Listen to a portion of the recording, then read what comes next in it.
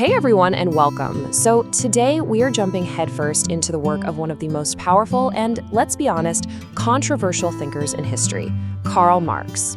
Our job here is to unpack his big ideas, to give you a really solid map of the territory before you dive into the reading yourself.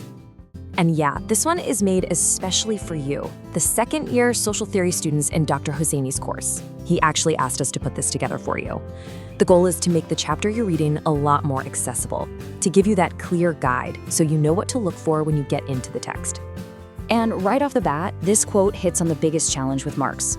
You hear the name and you immediately think of Marxism, right? You think of huge political movements, of entire countries. But our goal here is to set that aside. We're not talking about the ism. We're focusing on Marx, the theorist. Think of this as your guide to his original blueprint, to see how he built his arguments piece by piece. So, where do we even start with a thinker this huge? Well, to really get Marx, you have to get two things first: the man himself and the unique way he looked at the world, his intellectual toolkit. You know, Marx's life was this incredible journey. He starts out as a philosopher, totally immersed in the ideas of Hegel at university. But he doesn't just stay in some academic ivory tower. Nope, he becomes a radical journalist, which gets him kicked out of a few places. Then in Paris, he meets Friedrich Engels, and this is huge. They become partners for life. That pushes him deeper into politics, leading to the famous Communist Manifesto. But after the revolutions of 1848 fizzled out, he gets exiled to London and spends decades pretty much locked away in the British Museum, doing this incredibly deep research that becomes his masterwork, Capital. That whole arc, from philosophy to politics to economics, is just essential to understanding him. So what was this special method he used? It's called the dialectic. Now, he borrowed the basic idea from Hegel, and the core of it is this: reality isn't a straight line. It's messy. It's full of contradictions and conflict. And for a dialectical thinker, those contradictions aren't mistakes. They are the very engine that drives all of history and all of change. But, and this is the important part, Marx took this idea and gave it a radical, real-world spin. And this slide just lays it out perfectly. This is the crucial twist. For Hegel, the dialectic was a conflict of ideas. It was all happening in the realm of philosophy, in our consciousness. Marx looked at that and said, that's way too abstract. He yanked the dialectic out of the clouds and planted it firmly in the real material world. For him, the important conflicts weren't between ideas, they were between actual groups of people, between social classes. And you couldn't resolve these conflicts just by thinking about them. They were resolved through real, life and death struggles that totally transformed society. He basically took philosophy and dragged it into sociology. So what does this method look like in practice? Well, a few things stand out. First, Marx thought you couldn't just be a neutral observer. Facts and values are tied together. Second, he saw society as a web of influences. Things affect each other in all directions. It's not just a simple A causes B. He also insisted on looking at history. You can't understand today without understanding yesterday and thinking about tomorrow. And here's a big one. He was not a determinist. The future wasn't written in stone. What people do, their actions, their struggles, really matters. At the end of the day, his whole method is about that dynamic dance between people and the giant social structures they build. Okay, so with that powerful tool in hand, let's see how Marx used it to tackle one of the biggest questions there is. What does it actually mean to be human? And what did he think was the core problem of modern life? So Marx has this idea he calls species being. It sounds a little strange, but it's basically his term for our essential human nature. For him, the thing that separates us from every other animal on the planet is our ability to engage in conscious, creative work. We don't just build things out of instinct. We have an idea, we plan, we create. And this creative activity isn't just about survival. For Marx, it's how we truly become ourselves. It's how we express our humanity. I love this quote because it just nails the idea. A bee is an amazing builder, but it works on instinct. An architect, even a terrible one, first builds the entire structure in their mind before a single brick is laid. Marx called this process of turning an idea into a real thing objectification. And through this process, we don't just change the world changes us. Our labor creates who we are. So if our creative work is what makes us human, what happens when that relationship gets twisted and broken? Well, for Marx, that's exactly what capitalism does.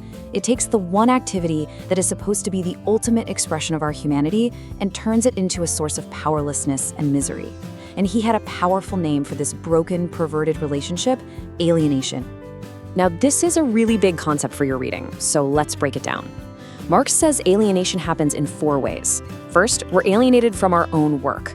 We aren't in control, we're just a cog in someone else's machine, working for their purpose, not our own. Second, we're alienated from the things we make.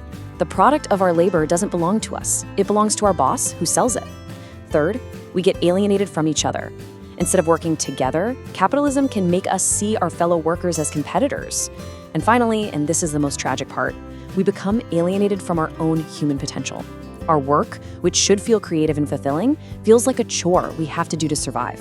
And we only feel truly human, truly free when we're not working, when we're eating, relaxing, the things we have in common with animals. Everything gets turned upside down. Okay, so this feeling of alienation, it doesn't just pop up out of nowhere, right? For Marx, the crucial next step is understanding that this personal experience is actually caused by the huge impersonal structures of capitalism itself. So if you're going to dissect this giant system, where do you start? Marx begins with the smallest, most basic unit he can find, the commodity. A commodity is pretty simple. It's a product of someone's labor, but with a key difference. It's not made for them to use. It's made specifically to be sold in the marketplace. And this leads us to a super important split. Every commodity has 2 different kinds of value. First, there's its use value. That's, what you use it for. Bread has use value because you can eat it. A coat has use value because it keeps you warm. It's about satisfying a need. But under capitalism, what becomes way more important is its exchange value. How much is it worth? How much money can you get for it? This is a number, and it has almost nothing to do with what the object actually is or does. Okay, stick with me, because this next idea is a little weird, but it's brilliant. Marx argues that when we only focus on exchange value, something strange happens. He calls it the fetishism of commodities. We start to forget that it's human labor that creates value. Instead, we act as if value is some kind of magical, mystical property of the object itself. We talk about a phone being worth $1,000, as if that value just lives inside the phone. And in the process, our own social relationships get hidden. We no longer see the connections between people, the workers, the designers, us. We just see a relationship between things, our money and that phone. And that fetishism leads directly to this next idea, reification. This is when we start to believe that the systems we humans created, like the market or the economy, are actually natural forces, like the weather or gravity, completely beyond our control. You hear it all the time, right? Well, the market has spoken, or it's just the economy. We talk about it like it's this living thing that makes its own decisions. We forget that we built this system, and because we built it, we can also change it. So if we're all just treating the economy like this unstoppable force of nature, what are we missing? What's going on behind the curtain? Marx would say we're missing the hidden engine that makes the whole thing run, exploitation. Now, this slide looks a little like alphabet soup, but it's basically the secret code of capitalism. On the left, you have simple circulation.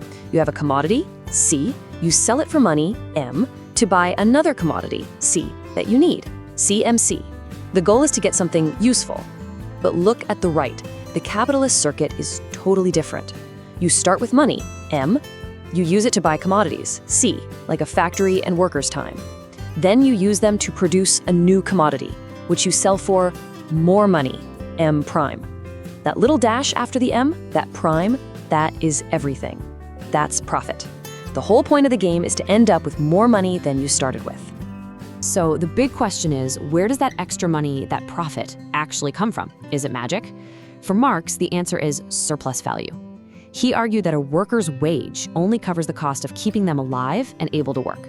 But during their workday, they produce more value than the cost of their wage. That extra unpaid labor time, that's surplus value. The capitalist captures it, and it becomes their profit.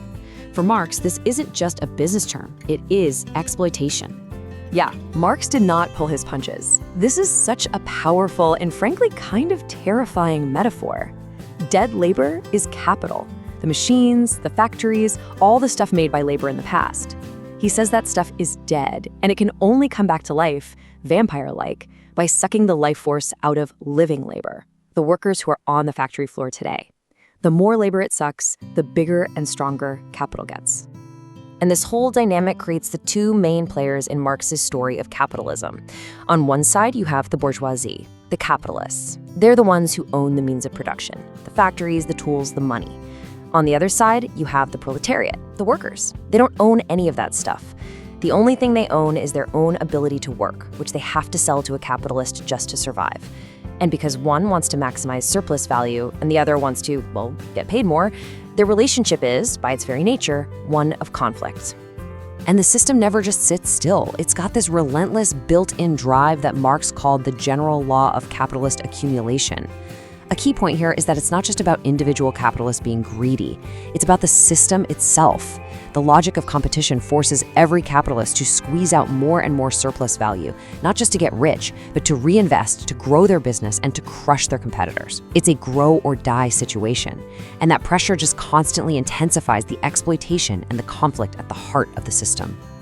Okay, wow. We have covered a ton of ground here, from the dialectic all the way to class conflict. Now, let's bring this all back home and talk about you and your job as students of social theory. So maybe Marx's most radical, most provocative idea was this. By bringing huge numbers of workers together into factories and cities, and by constantly pushing exploitation, capitalism actually creates the very force that will eventually destroy it. It produces its own gravediggers. So as you go through your reading, and as you just look at the world around you, I want you to think about that. Is that dynamic still at play? What does it mean for a system to create the seeds of its own destruction? Okay, so let's be really clear. What we've just done here is not a substitute for reading the text. This was the map. This was the guidebook to help you see the main landmarks and how they connect. The real deep dive, the detailed analysis, that's all waiting for you in the chapter itself. So just as Dr. Husseini asked, please read it carefully, wrestle with these ideas, and come ready to share your own thoughts and questions, both in class and on the online Padlet. We're really looking forward to seeing what you come up with. Good luck.